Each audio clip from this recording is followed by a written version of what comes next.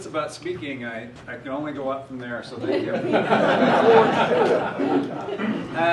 There's a joke book in the library. I know there is. Yeah, yes, we can hook you.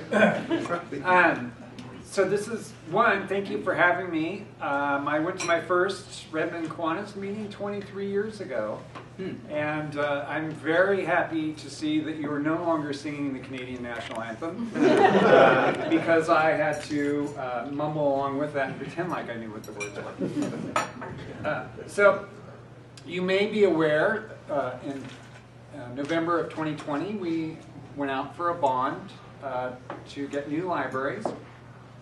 And we were successful. And so for the last 2 years, we've been planning what that's going to look like. So I'm going to talk about some of our programs and then go into what that looks like, especially for Redmond, because that's our first big project that's coming up. So, but first I wanted to talk about, because a lot of what we talk about when we're going out for bonds and we're kind of preparing for the future, we always keep in mind what our vision is. And that's that people learn, thrive, and connect to one another in the world. And that is something that, they're not just words, it's something that actually happens. And we have people that they're coming in, they're making connections across the globe. We see that all the time through the people that come into the library, especially in Redmond, because we get a lot of international visitors that like to go to Smith Rock and go rock climbing, and then when it rains, they're in the library using our services. And so having worked in Redmond, I started off in Redmond in 1999 and worked there for 10 years before I became the director of the county system. Our mission is to enrich the community through equitable open access to books, services, and resources that inspire people to reach for their dreams. And that's a really big piece for us, because for us, every single person that walks in the door has a different story about what they're trying to achieve. And that's really at the heart of what we do with the library. It's not a prescriptive, you need to come here because you need to read a book and you need to do something. Each person is coming to seek their own outlet of what they want to do. One of the big questions I've gotten over the last couple of years is, or do people still use libraries? And my answer has always been, I don't know, we're too busy serving people to stop and think about that.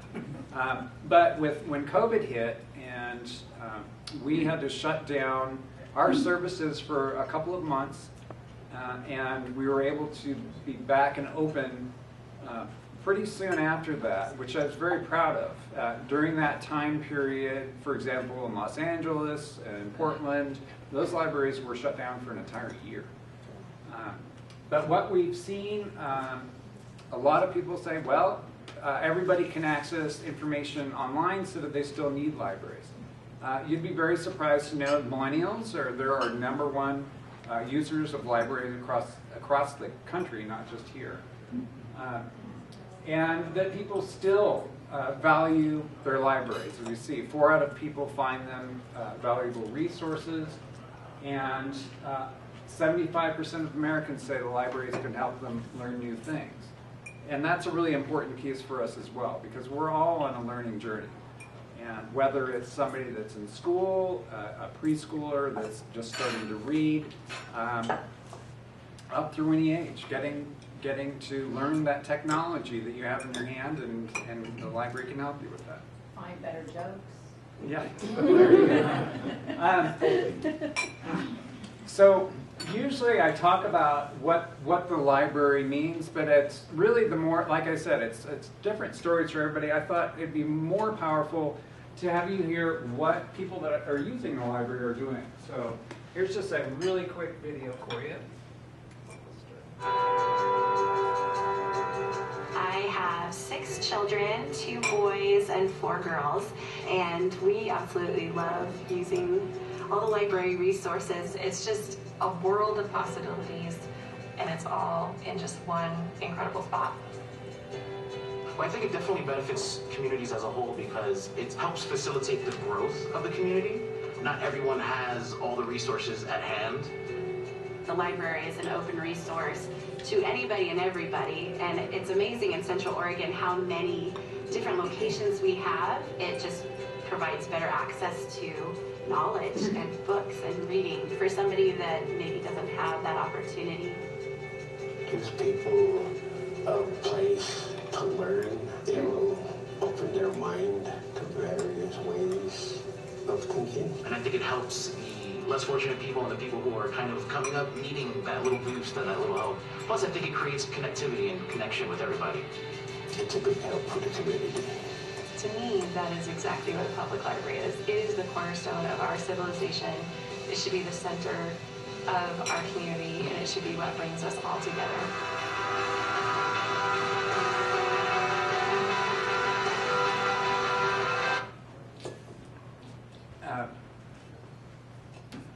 And that is very easy for us to do. We actually just went out one day and started filming people in the library. And it's just amazing to sit and think about what each person is doing on their journey. Something I'm very excited to talk about is I had a lot of people saying during COVID, are people going to come back to libraries? People aren't going to want to gather again. And one, as you can see, it's great to be here gathering with people.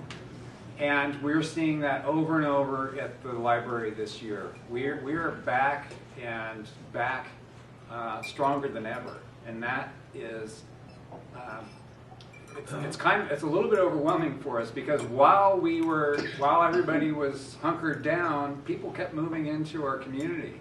And we're seeing that. This last year, we issued more library cards than we have in the 102-year history of the library. And that's a great sign for our future success. The 608,000 library visits, that's actually low for us. That's something that's building back up. But a while back, we actually went and looked and said, how does that compare to the way people use other resources in the community? And we are by far one of the highest visited institutions or even a retail establishment in our community. And are people going to still read? That 2.25 million checkouts is actually one of the highest checkouts we've had in our history as well. So that's really exciting to see that people are taking advantage and using our resources. And really exciting for us is we do a lot of programming. We have about 360 programs a year throughout the county. So almost every day there's something going on across the county. And this just reflects the people who have attended live. One of the really exciting things, kind of a silver lining that came out of COVID is we switched immediately to online programming as well, and that has really increased how we can reach people. As you can imagine, if we have a program on a Wednesday night at 7 o'clock and it just didn't fit your schedule, now people have the ability to access that or access the recordings of that program later in the week, and we're really seeing some big numbers there. A couple of our programs, and this isn't typical for us, have hit over 1 million views on our YouTube channel. And the top two, if you're wondering, are pickleball, how to play pickleball, and Bigfoot. So our next program is going to be Bigfoot playing pickleball, and we're really something that most people don't realize when we think about the library, even if you use the library on a regular basis, is how much work we do outside of the library. And a long time ago, we put a real dedication to making sure that we were getting to where people were. We knew we had a lot of people in the community that just didn't have the ability to get to the library, but still needed our services. Story Times is a good example of that. We have a lot of people that bring their kids to Story Times. That's one of our most popular programs. but there are a lot of kids out there that are either in daycare centers or their parents just don't have the ability to get them to the library. So we actually go out to where they are. We have librarians that do that, and they have a really great volunteer program where we train volunteers, and they actually go to Head Start centers, daycares, and do regular storytime readings for kids. Some other programs you may not have heard of, our Homeward Bound program is for people that are homebound and can't get out. We'll actually mail books to them. And that's a really nice service, especially for people that have really lost a connection with the rest of the community. It's a nice way to connect with them and still bring them resources. Our senior outreach, we've done a lot of work getting out to retirement centers and also setting up programs for retirement centers to bring vans of people to the library. And it's really nice. We set that up at kind of quiet times, so when we're not doing story times and they have extra time to come look around the library and get their material. Something that you may not think about at the library, but we don't just check out books. We check out, as we call it, our library of things. You can get an air fryer, a bread maker, a banjo, really just trying to try out different things that people might want to try, especially things that you might want to, you're thinking about buying, but you're not sure if it works. You can try it out. If you like it, then that kind of gives you a chance to go get it. Also we have games, so board games and things like that you can check out and try. Wi-Fi we list here because that is one of the biggest uses we have in the library. And when I talk about our future libraries that are coming, I will forget to tell you, so I'll tell you now. Those are going to be wired to the maximum for Wi-Fi. So it's going to be one of the fastest Wi-Fi connections you'll get in the community. Some things you wouldn't think of, we partner with Thrive Central Oregon, which provides social services to people so people can connect with a counselor. And we do that in our libraries. So this is a way for people, for example, if they're on their last rent payment and they're threatening to lose their housing, this is a chance for them to check with a counselor, get access to resources, and it's a way to do it in a non-intimidating environment where they don't have to go to a county building. They can actually go to a place where they feel comfortable and make connections. And it's been a really great resource for us. A program we started a couple years ago is called Lawyer in the Library, where people get access to an attorney for free. So the attorneys provide pro bono time, and you can sit down with the attorney for 30 minutes and go over issues that you may have questions on. And it's a really great connection, especially for low-income people that just can't afford to make that connection with an attorney. That was something that also during the pandemic was really helpful. We put that online, and it was a great connection for people. They could do it from their home without even coming in. So how much time is that attorney spending in your program?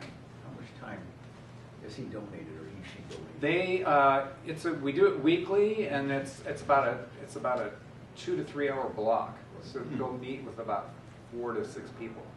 And appointments are required? We do have appointments. We can do drop-ins, but usually it fills up, so we really encourage the appointments. Yeah. The Library on the Go, this is our Library on the Go vehicle where we actually get out into the community. A big thing we did during the summer, our Summer with the Library programs, is we set up at apartment complexes and had programs, and this is kind of that great partnership. As we see down here, we say we have dozens of community apartments. We actually partner with over 100 agencies and businesses across the county to really maximize what we can do. And Summer with the Library is a great example where we decided that we're going to come bring our summer reading stuff.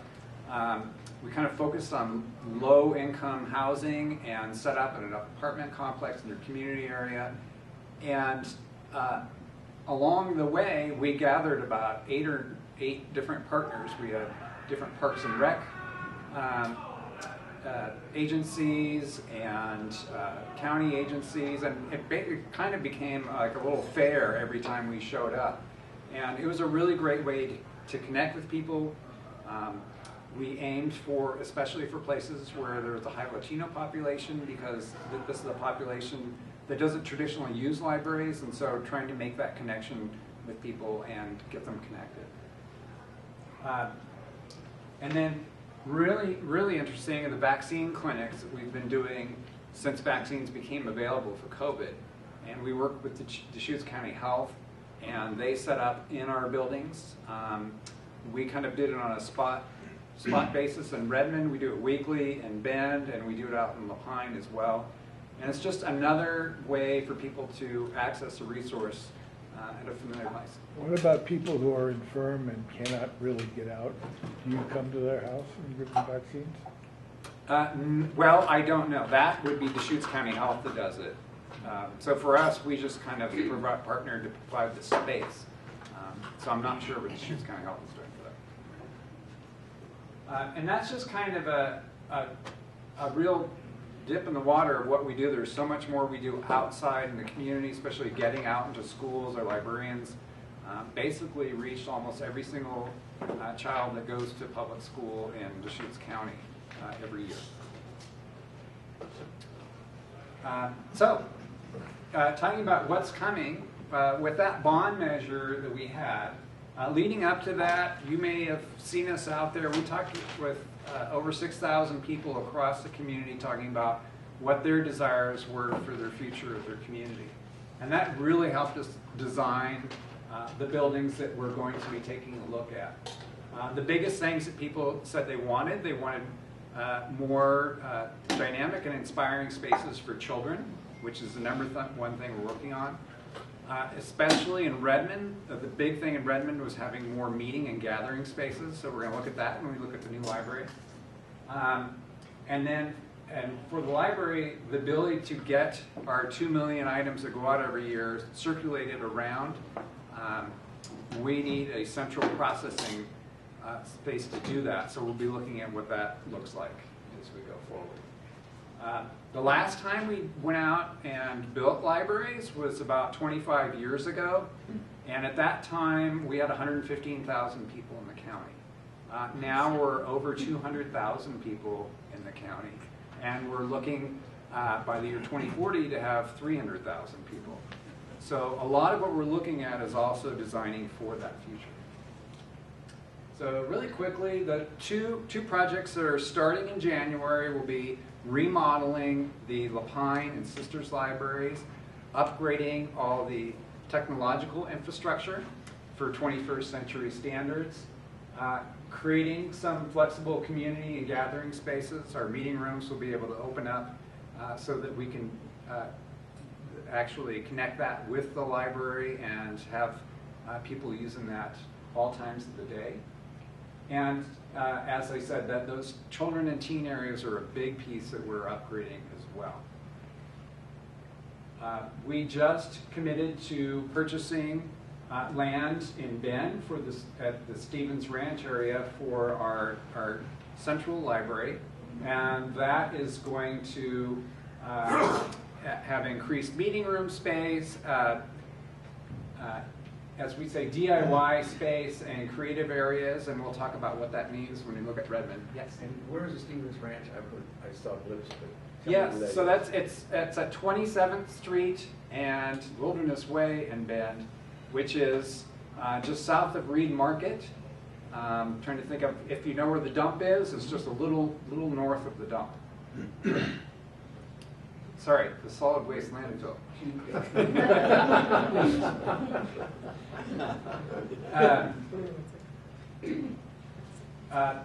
Next coming up, probably about August of next year, we'll start remodeling the Sun River Library, and then the last project we'll be doing will be downtown Bend. We'll be able to increase the public space in there by 25% because we'll be moving out a lot of staff that do centralized. You're not changing are you changing locations? No. Downtown Bend will be where it is, so the Stevens Ranch one will be a whole new library. And then let's take a look at Redmond. So Redmond, as I talked about, number one thing that we heard from people was children's spaces, and then second was meeting spaces. And a big thing that I'm excited about this library design, it's going to be a net zero building. So we will have photovoltaic panels, solar panels on the building, and all of our electricity will be supplied by that. And this will be a LEED building as well. So this is starting in January. So it's coming soon. We'll do a groundbreaking in January.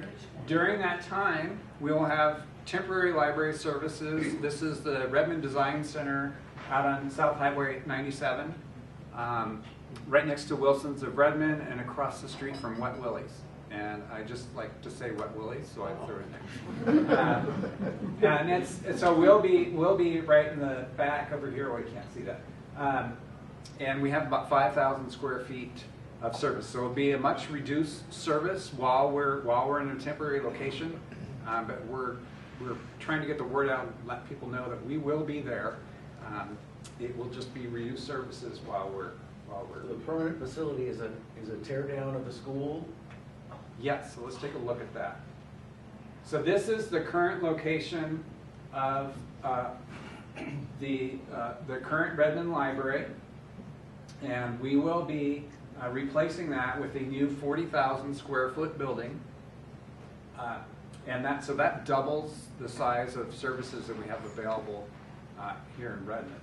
And it was really important for us to be able to stay right in the heart of Redmond. It's something, especially working with the city, that they really wanted to make sure that we stayed in that area, and we were very excited to be able to stay there. A couple of things that you're seeing here is we're just highlighting that we will have solar panels across the entire roof here. We will have a drive-up book drop, so you can pick up whole books, just drive up, pick them up, or drop them off from your car. So next time you're out on a snowy day, that's going to be a nice service we have there. And we are working on this third bullet here is we're working on a way to honor the past of the old Jesse Hill building. So we're being able to save some of the brick from that, and then we're kind of developing a little history walk to honor the history of that building. Yes? You'll be moving your stock Yes. Twice then to Yes. a temporary. You know, of course, that people can check out as many books as they can carry and then return them to the new location. Have you considered doing that? Well, actually, there's a really interesting thing which I didn't put in here is we're actually doing something really unique, and we are if you're familiar with the Dewey Decimal System, it was developed in the 1800s and doesn't quite work for today's world. And we are shifting to a new system. It's more like when you walk into a bookstore where it's very intuitive about where things are. So we're basically relabeling all our books, and during that process we'll be moving them as well. So kind of open plan. So stay tuned for that. That's kind of a neat thing that's coming. This is just, sorry, I'm going to check on time. I'll be real quick here. We will have a much expanded meeting room. This is actually can be divided into two, but we can get about 200 people in the space. Right now we max out at about 60 people. And going back to the early 2000s, we have been turning people away from meeting spaces because we just didn't have enough space. Will it have a sink and things like that so people could have coffee or whatever? Yes, it will.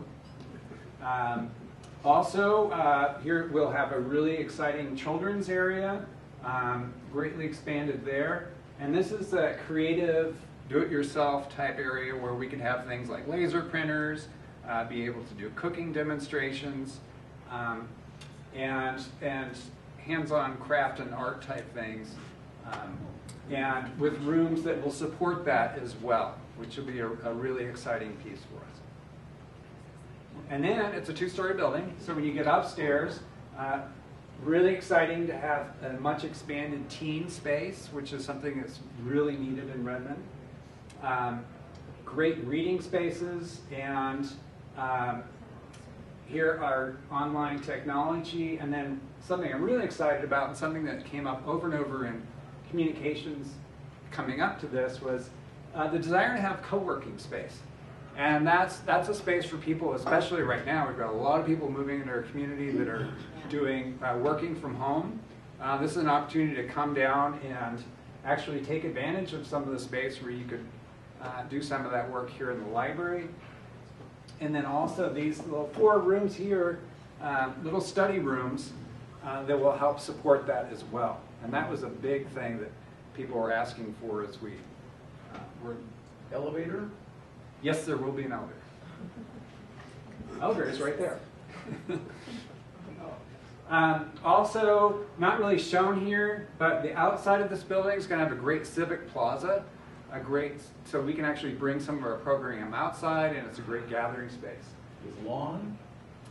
It will have some lawn, much more landscaping, and I'm sorry I don't have a picture of that. I'll take a look at that. Here is just a different kind of view of that, kind of give it a little more 3D look here. The first floor with the children's area and the creative space, and then the second floor that we were just talking about, what that would look like. This is what it'll look like from the I'm directionally challenged. I think that's Deschutes Road. That is facing away from Deschutes. This will be kind of the back of the building at the parking lot, and this will be the front facing Deschutes. And then this is just kind of an idea of what it will look like inside. A lot of wood. We're going to use a lot of mass timber in there, which we're kind of excited about, really trying to capture the look and feel of Central Oregon. What's the forecast cost per foot? That is a great question. I don't know that. I do know it, but I don't know it here. And so that's kind of the big things that are happening. I know we're getting close to 1, but if there are any questions or if anybody wants to take them afterwards. Well, be careful what you do with that old building. I went to grade school there. My boys did too. Yeah, and that's why that's why we're really looking for ways to honor that building and find ways to make sure that we honor the history of that building. Especially, that's where I started. It's a meaningful building to me as well. Okay. More questions?